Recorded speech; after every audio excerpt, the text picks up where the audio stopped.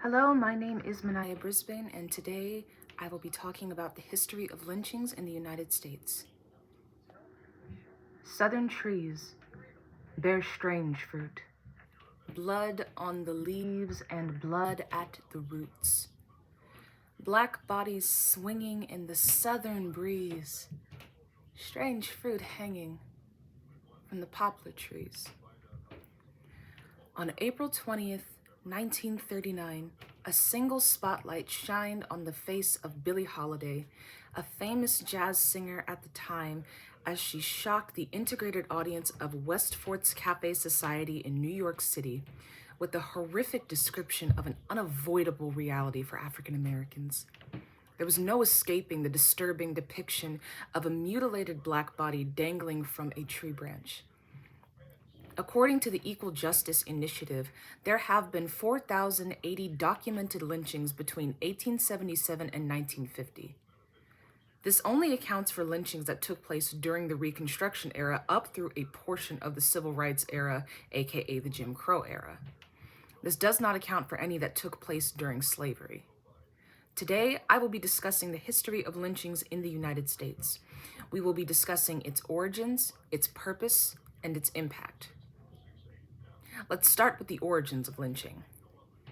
As I mentioned before, the Equal Justice Initiative has documented 4,080 lynchings between 1877 and 1950.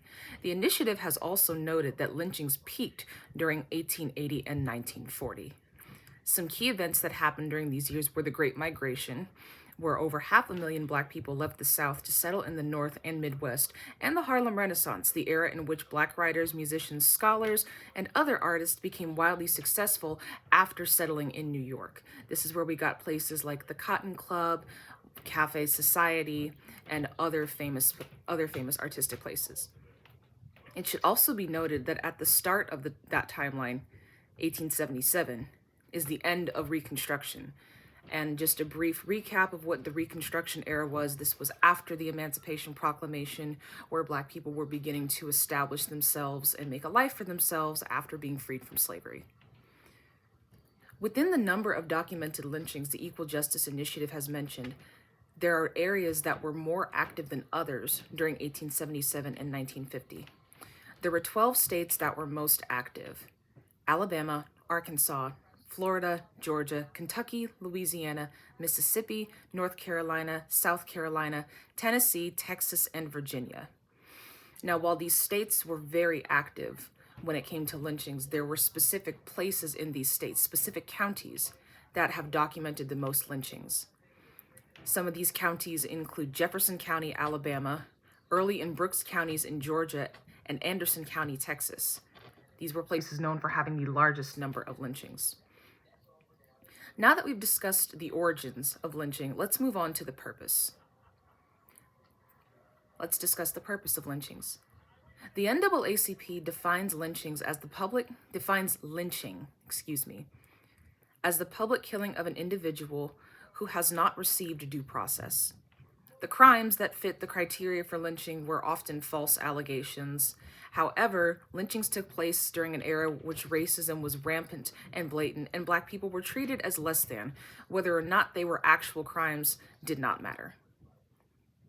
If a white person suspected you of having looked at them incorrectly, or you didn't nod to them, or they accused you of stealing, justice had a tendency of turning a blind eye to the actual truth.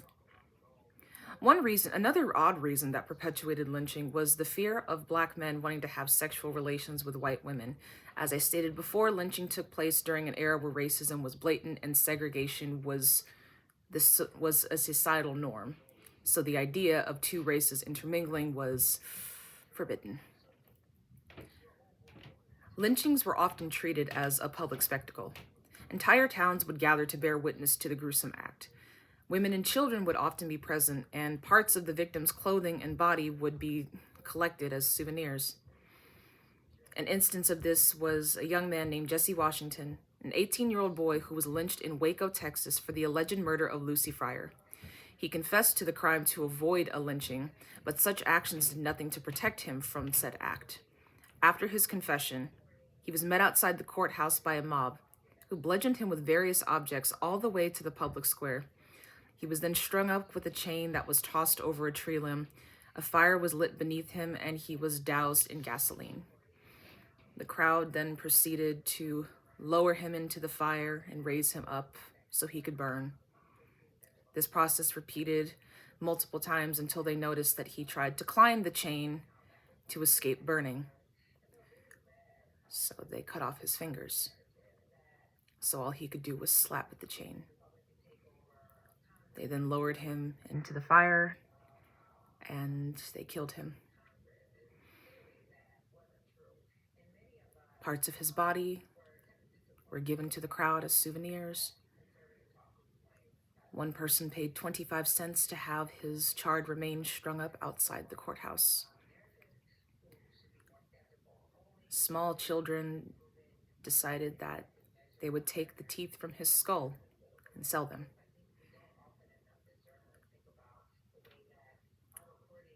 Such acts were used as an intimidation tactic in order to control Black people. The sight of a mutilated corpse was normal. The simplest transgression could lead to a brutal and untimely death, and the sight of a mutilated corpse is something that many Black people feared. If someone was even suspected of being the next victim of a lynching, family members would often send the person away in order to save them. These would become known as near lynchings. Now that we've discussed the purpose of lynchings, let's move on to the impact. As I mentioned in my intro, the song Strange Fruit illustrates a reality that many African Americans could not escape. But Billie Holiday didn't write the song. The song was actually written by a Jewish substitute teacher living in New York by the name of Abel Meeropol. The work was originally entitled Bitter Fruit, and he had experience with writing and he had some experience with piano. So he put the two together, and one of the most iconic songs of all time was born. The song made its rounds, and it eventually made its way to Billie Holiday, and that song would be the pinnacle of her career. She would then be pursued by the FBI for repeatedly singing the song, but it never stopped her from singing it and telling the truth. Another impact that lynchings made was the publishing of green books. Titled The Negro Traveler's Green Book, it listed several businesses such as diners, motels that were safe to stop at when they were on the road. It also listed sundown towns.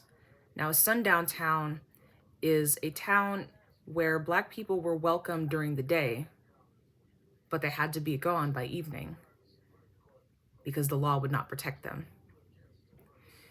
Another impact on lynchings are memorial plaques that have been placed in places where a lynching has taken place.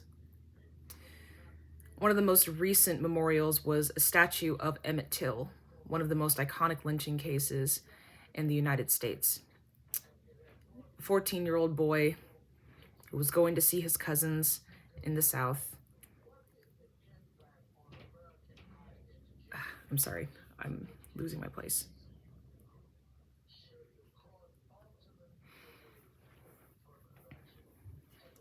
Emmett Till. A movie was published about his story, and in response to this, they erected a statue that mirrors the photo that we've seen of Emmett Till. It's 9 feet tall, it's bronze, it has his hat, and it acknowledges that it happened.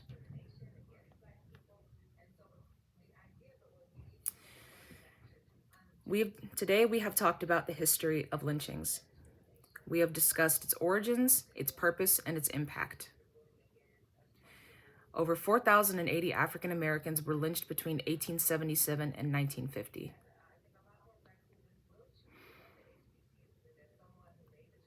Lynching was an unavoidable part of U.S. history. It was something that we couldn't escape. But from that came acknowledgement, came art, and voices that would not be silenced. In the words of Miss Billie Holiday, here is a strange and bitter crop. Thank you.